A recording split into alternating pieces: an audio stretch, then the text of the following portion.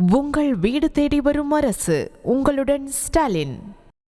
எல்லாரும் படம் எடுப்பாங்க, படத்தில் வெற்றி அடையும், பேர் எடுப்பாங்க. ஆனால் செல்வமணி சார் வந்து இந்த ஒரு படத்தில் ஒரே குடும்பத்துக்கு 2 பேரை கொடுத்துட்டாரு.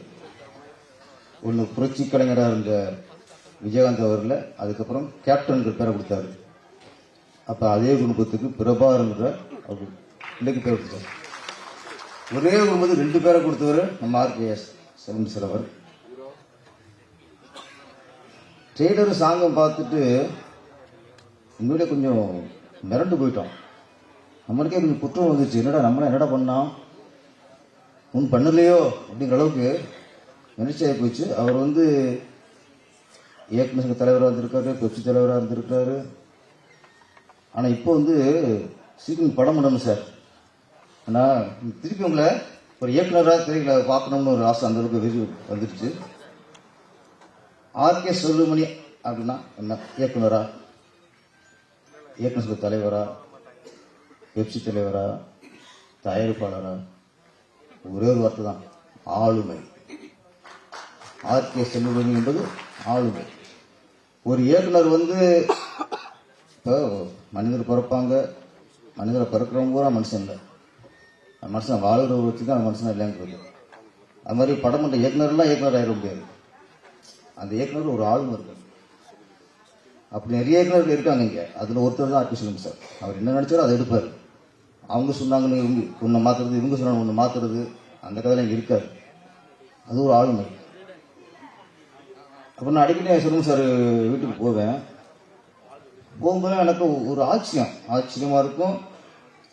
எப்படி இருந்தாலும் இப்படி எவ்வளவு தைரியமாக இருக்காரு அப்படி. என்னன்னா, நான் வந்து திருப்பாச்சி, சிவாசி, அதுக்கப்புறம் சென்னையில் ஒரு இடம் வாங்கிடுவோம் அப்படின்னு புரோக்கரை சொல்லி வச்சேன். அப்போ புரோக்கர் வந்தார், சார் ஒரு நல்ல இடம் சார், சூப்பர் இடம் சார், நீங்கள் சொன்ன ரேட்டுக்கே இருக்குது சார், பார்த்துடலாம் சார். நம்ம சரி, நானும் பார்த்தேன், ஷாக் ஆகிட்டேன், பதட்டம் போயிடுச்சு எனக்கு. அவர் காட்டின இடம் என்னன்னா, விஜய் சார் வீட்டு பக்கத்தில். எனக்கு ஷாக் ஆச்சு. நமக்கு லைஃப் கொடுத்தது விஜய் சார், அவருக்கு பக்கத்துல இடத்த வாங்கணும்னா விஜய் சார் நினைப்பாங்க, இல்லை மற்றவங்க விஜய் சார் வீட்டு பக்கத்தில் இடம் வாங்கிட்டானா அப்படின்னு ஒரு இது பார்ப்பாங்கல்ல. ஆனால் எங்க செல்வமணி சார் விஜயகாந்த் சார் வீட்டு பக்கத்துல வீடு இடம் வாங்கிட்டார். அதனால இங்கே போகும்போதெல்லாம் பக்கத்துல விஜய் சார் வீடு.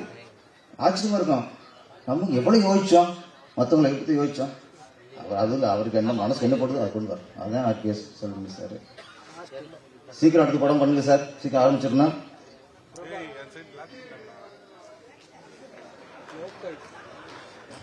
கேட்கு இப்ப அதுதான் டைம் ஆகுது. அவர் டைம் ஆகி இப்ப எனக்கு டைம் ஆகல, அவர் டைம் ஆனதுனால என்ன சீக்கிரம் பேச சொல்றாரு, சீக்கிரம் முடிச்சிருங்க.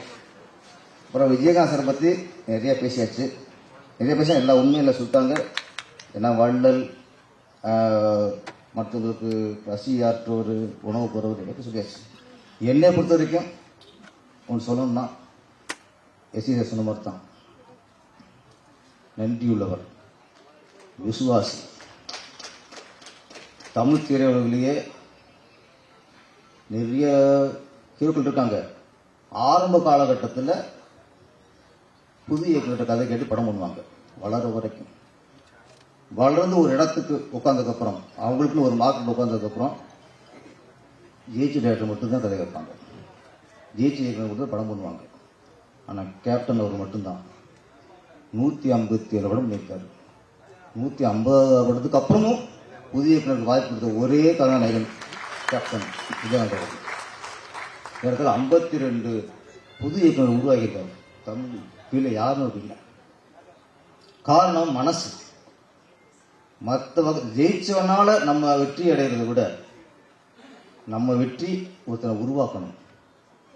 அப்படி பலரை உருவாக்கணவர் தான் கேப்டன் விஜயகாந்த் அவர்கள். ஒரு என்னன்னா, இப்போ நிறைய வருஷமா நிறைய பேர், சில நடிகர்கள் சொல்றேன், நிறைய நடிகர்கள் ஏற்கனவே படம் பண்ண இயக்குநர்கள் இன்னும் சந்திக்க முடியாது. போலாம் அப்போ மட்டும் கிடைக்காது. ஒரு பழைய இயக்குனர் வந்து ஒரு ஹீரோ பார்க்கணும்னா நேராக மூவ் பண்ண முடியாது. மேனேஜரை கேட்டால் என்ன விஷயமா பார்க்க வராரு, இதெல்லாம் கேள்வி கேட்டு தான் சந்திக்க முடியும். கேப்டன் விஜயகாந்த் அவர்கள் மட்டும்தான். அவரை வச்சு இயக்குனர் எப்போ பார்க்க சொன்னாலும் உடனே வாங்கி வந்து பார்க்க வைப்பார். ஒரு வெற்றியில் இருக்காரா, பழைய இயக்குனரா, அதெல்லாம் இல்லை. அவரை வச்சு படம் உள்ள இயக்குனருக்கு மேலே என்றைக்குமே பாசம் உள்ள ஒரு ஹீரோ தான் நம்ம விஜயகாந்த் அவர்கள். கேப்டன் அவர்கள்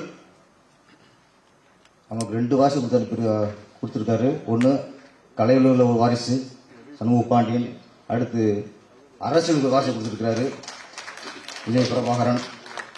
கலைத்துறையில் அவர் வெற்றியடையணும், அதே மாதிரி அரசியலையும் நீங்கள் வெற்றியடையணும் வாழ்த்துக்கின்றேன். உங்கள் வீடு தேடி வரும் அரசு. உங்களுடன் ஸ்டாலின்.